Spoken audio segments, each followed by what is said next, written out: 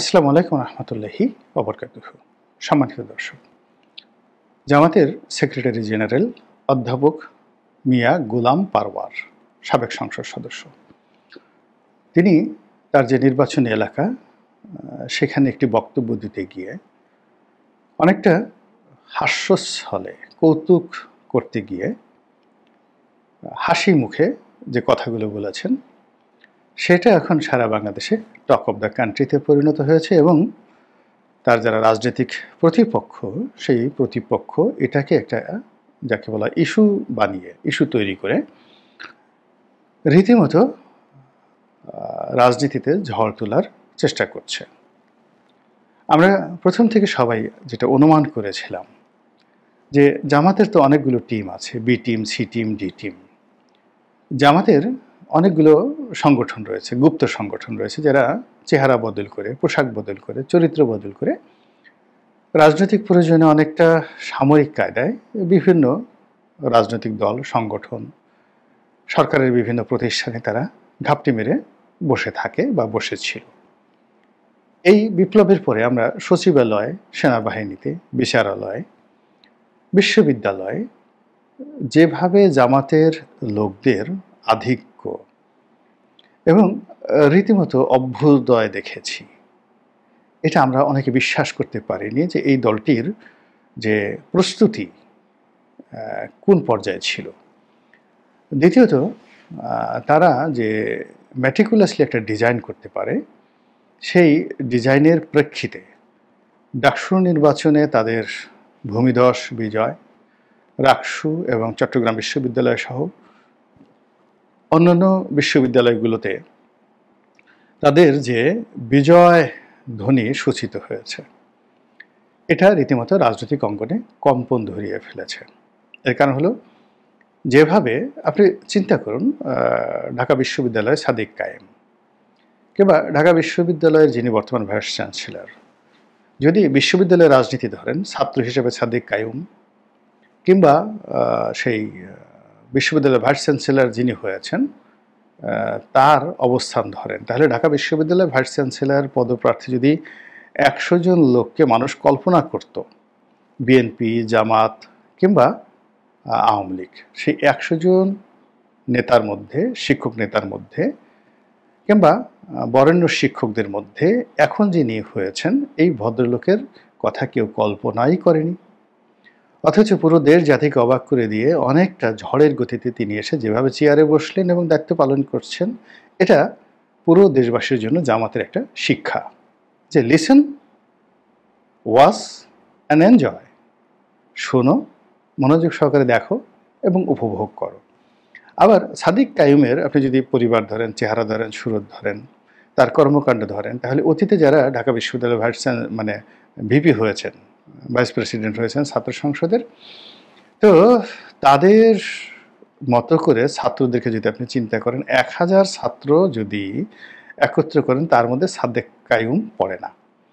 কিন্তু এই 1000 সম্ভাব্য ভিপি প্রার্থী বা ভিপি হওয়ার যোগ্যতম ঢাকা বিশ্ববিদ্যালয়ের ছাত্র ছাত্রীদেরকে পেছনে ফেলে সবাইকে অবাক করে দিয়ে সাদিক কায়ুম যেভাবে হয়েছেন, এটা জামাতের একটা মহা কৌশল।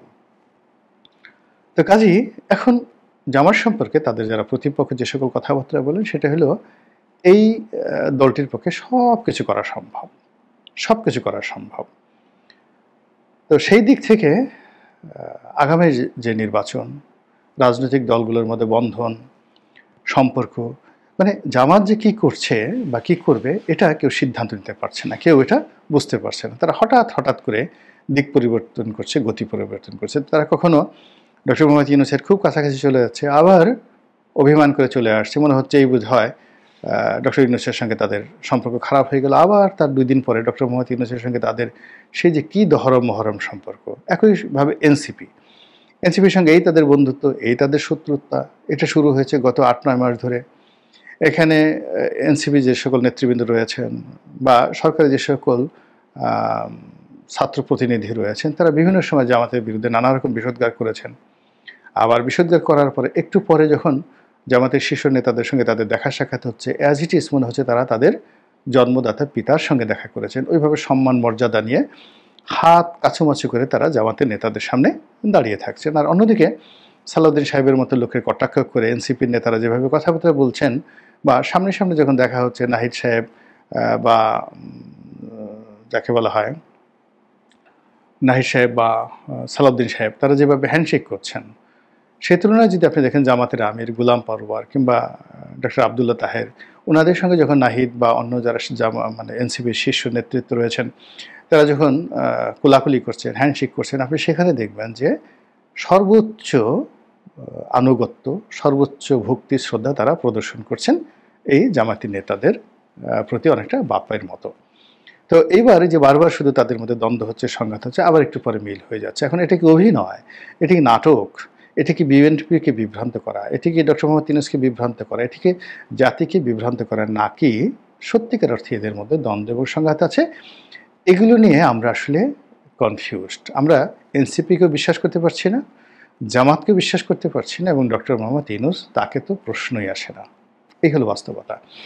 এখন যারা আমাদের সামনে অভিনয় করছেন, আমাদেরকে নিয়ে খেলছেন, আমাদের মন মানসিকতা বিশ্বাসকে পুঁজি করে যারা নানা রকম কর্মকাণ্ড করছেন, তাদের মধ্যে কী ধরনের অনুভূতি আমরা বলতে পারবো না, কিন্তু সাধারণ জনগণ, আমি যেটা বললাম ঠিক এরকমই, যে এই তিনটি গ্রুপ, ডক্টর মোহাম্মদ ইউনূসের নেতৃত্বে যারা আছেন তারা, জামাতের নেতৃত্বে যে সমস্ত শীর্ষ নেতারা আমাদের সামনে এসে কথাবার্তা বলেন তারা, এবং এনসিপির নেতৃবৃন্দ, তাদের কোনো কথা, কাজে, কর্মে ধারাবাহিকতা নেই, এবং তাদের কোনো কর্মে আমরা বিশ্বাস করতে পারছি না, এবং আমরা তাদের উপর নির্ভর করতে পারছি না। এই অবস্থা তৈরি হয়েছে, এবং এই অবস্থার মধ্যে আবার নতুন আর একটা নাটক শুরু হয়েছে। সেটি হলো এনসিপির সকল নেতা তারা জামাতের বিরুদ্ধে দ্বিধার্সে বিষোদ্গার করছেন।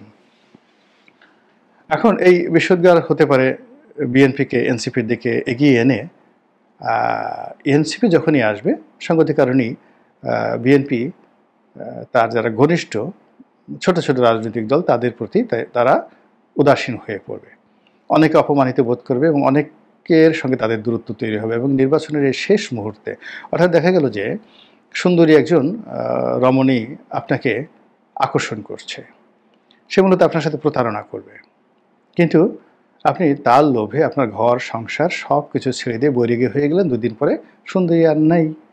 এরকম একটা অবস্থা। এখন এনসিপির সাথে খুব দহরম মহরম সম্পর্ক করার জন্য বিএনপি যদি আগ্রহ বোধ করে, যে এই কারণে যে এরা তো এখন জামাতের সঙ্গে নাই, জামাতের গালাগালি করছে, কাজেই এনসিপির সঙ্গে একটু ছাড় দেওয়া যাক। সঙ্গে সঙ্গে দেখবেন জুনায়েদ সাকি, মাহমুদুর রহমান মান্না, তারপরে নুরুল হক নুরু, ববি হাজ্জাজ, আন্দালিব রহমান পার্থ, এদের সঙ্গে তাদের দূরত্ব মানে সৃষ্টি হয়ে গেছে। আর সেই দূরত্ব যখন একেবারে চরম পর্যায়ে পৌঁছে যাবে, এনসিপি তখন আবার যদি জামাতের সাথে চলে আসে, বিএনপি একা। আবার এরকম মানে নানা রকম খেলাধুলা এখন এখানে চলছে। তো সেই সকল খেলাধুলা অবশ্যই আমি সাধারণ মানুষ হিসেবে যদি বুঝতে পারি, বিএনপি জামাতের যারা শীর্ষ নেতৃবৃন্দ রয়েছেন, অন্যান্য যারা রাজনৈতিক নেতৃবৃন্দ রয়েছেন, তারা অবশ্যই আমার চেয়ে ভালো বুঝেন, তবুও আমি বলছি। এখন যে কথা, সেই কথাটা হলো গোলাম পরওয়ার সাহেব যেটি বলেছেন এনসিপিকে উদ্দেশ্য করে, যে জন্ম নিয়েই বাপের সাথে প্রতিযোগিতায় নেমো না, এই হলো বক্তব্য। এখানে তিনি স্পষ্টত বলার চেষ্টা করেছেন যে এখানে দুটো অংশ তার বক্তব্যের। একটা অংশ তিনি বিএনপিকে উদ্দেশ্য করে বলেছেন যে আপনারা ধান বপন করেছেন, ধান কাটছেন এখন, কিন্তু এই ধান আপনারা তো বপন করেননি, কারা বপন করেছে একটু খোঁজ নিয়ে দেখেন। 2 নম্বরে ধান কেটে এনেছেন, ঘরে এনেছেন, এখন একটু ওজন করে দেখেন যে এর ওজন কেমন, দাড়িপাল্লায় ওজন করে দেখেন যে এর ওজন কেমন। এখানে দাড়িপাল্লা বলতে উনি যেটি বুঝাচ্ছেন ইনসাফ, ন্যায় বিচার এবং সত্যিকার হুঁশ রেখে। একজন বিক্রেতা যখন দাড়িপাল্লায় মাল উঠায়, তখন তার খেয়াল থাকে যেন 1 ছটাক বেশি না যায়।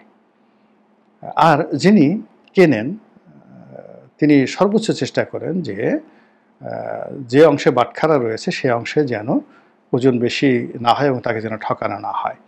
তো এই যে দাড়িপাল্লা দ্বারা তিনি যে ইনসাফের কথা বলছেন, ন্যায় বিচারের কথা বলছেন, বাস্তব অবস্থা বোঝার জন্য বিএনপিকে যে ওসিয়ত করেছেন, এটা বিএনপির জন্য একটা চপেটাঘাত।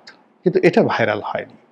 ভাইরাল হয়েছে তার বক্তব্যের দ্বিতীয় অংশ অথবা প্রথম অংশ, যেখানে তিনি বলেছেন এনসিপিকে উদ্দেশ্য করে যে জন্ম নিয়েছো, জন্ম নিয়েই বাপের সাথে প্রতিযোগিতায় নেমো না।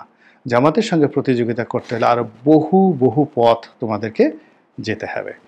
তো এই যে কথা, এখানে যে শব্দ বাপ, বাবা, জন্মদাতা, এখানে আসলে বায়োলজিক্যালি যেভাবে একজন পুরুষ মাতৃগর্ভে বা নারী গর্ভে সন্তান উৎপন্ন করে, পুরুষের বীর্য যেভাবে জরায়ুতে সন্তান উৎপন্ন করে, ঠিক রাজনীতির অঙ্গনও একই অবস্থা। এখানে কোনো কিছু উৎপন্ন করতে হলে এখানে নারী পুরুষের মধ্যে প্রথমে একটা প্রেমময় সম্পর্ক থাকে, তারপরে সেখানে তাদের সঙ্গম হয়, সঙ্গমের পরে সেখানে যে পৌরুষের নির্যাস বীর্য, সেখানে বীর্যপাত ঘটে, এবং সেই বীর্যপাত ধারণ করার জন্য জরায়ু থাকতে হবে, শক্তিশালী জরায়ু থাকতে হবে, এবং সেই জরায়ু সেটা যাকে বলা হয় সেটাকে একেবারে প্রাণের রূপ দেওয়ার জন্য, ভ্রূণকে প্রাণের রূপ দেওয়ার জন্য সেই জরায়ুর সক্ষমতা থাকতে হবে। ঠিক একইভাবে রাজনীতিতে যদি কেউ মানুষ পিতা হয়, তাকে ঠিক একইভাবে টেক কেয়ার করতে হবে। তাদের সঙ্গে তাদের আন্তরিকতা, তাদের সম্পর্ক পিতা পুত্রের মতোই হবে। তাদেরকে রিক্রুট করবে, তাদেরকে লালন করবে, পালন করবে, পয়সা দেবে, তারপর সে তাদেরকে প্রশিক্ষণ দেবে, তাদের জন্য ঝুঁকি নেবে, তাদেরকে মাঠে নামাবে। যেভাবে একটা সন্তানকে একটা পিতা তার কর্মজীবনের চূড়ান্ত পর্যায়ে পৌঁছে দেয়, ঠিক রাজনৈতিক ক্ষেত্রেও কিন্তু একজন নেতা তার একজন কর্মীকে, সহযোগীকে ঠিক ওইভাবে নার্সিং করে, প্ল্যান্টেশন করে, এবং তাদেরকে ফুলে ফলে শোভিত করে। তো সেই দিক থেকে যদি এনসিপির পিতা জামাত হয়, তাহলে তো এখানে অনেকগুলো প্রশ্ন আছে। প্রশ্ন আছে যে এটা কেমন হলো, এটা নিয়ে প্রশ্ন, এর মধ্যে আরও অনেক প্রশ্ন, এগুলো এখন আমার বলাটা ঠিক হবে না, বলবোও না। আর দ্বিতীয়ত হলো যে জামাত যদি সত্যিকার অর্থে পিতার মর্যাদা নিয়ে, পিতার অধিকার নিয়ে, পিতার মতো দায়িত্ব এবং কর্তব্য নিয়ে এনসিপিকে গঠন করে থাকে, তাহলে এনসিপির যারা লোকজন রয়েছে তারা এখন যে কাজকর্মগুলো করছে, সেই কাজকর্মগুলো কি আসলে ঠিক হচ্ছে? তারা যদি তাদের পিতাকে অস্বীকার করতে পারে, তাহলে সৎ পিতা বা নতুন পিতা, নতুন অভিভাবক, তাদেরকে তো তাদের অস্বীকার করতে 1 মিনিট সময় লাগবে না। তো এই যে জামাত এবং এনসিপির মধ্যে এখন যে রসায়ন চলছে, আবার এনসিপি বিএনপির মধ্যে যে রসায়ন চলছে, এটা রাজনীতির সুস্থ ধারা বলে আমার কাছে মনে হচ্ছে না। এটা একটা অসুস্থ ধারা। এই প্রতিযোগিতা বাঙালি জাতির জন্য কোনো সুফল বয়ে আনবে না। আমাদের রাজনীতির কালচারে এর কোনো সত্যিকার অর্থে গণতন্ত্র প্রতিষ্ঠায়, সুশাসন প্রতিষ্ঠায় এবং আগামী সরকার গঠনে এগুলো কোনো ভূমিকা রাখবে না। বরং নির্বাচনকে বানচাল করা, নির্বাচনের পথকে প্রতিবন্ধকতা তৈরি করা এবং রাজনৈতিক দলগুলোর চরিত্র হরণ করা বা হনন করা, এই কাজগুলো এই বর্তমানে এই পিতা পুত্রের যে নাটক, পিতা পুত্রের যে ডায়ালগ, পিতা পুত্রের যে কর্মকাণ্ড, রসায়ন, এর মধ্যে সূচিত হয়ে যাবে। মহান আল্লাহ আমাদের সবাইকে হেদায়েত দান করুন এবং হেফাজত করুন। আসসালামু আলাইকুম ওয়া রাহমাতুল্লাহি ওয়া বারাকাতুহু।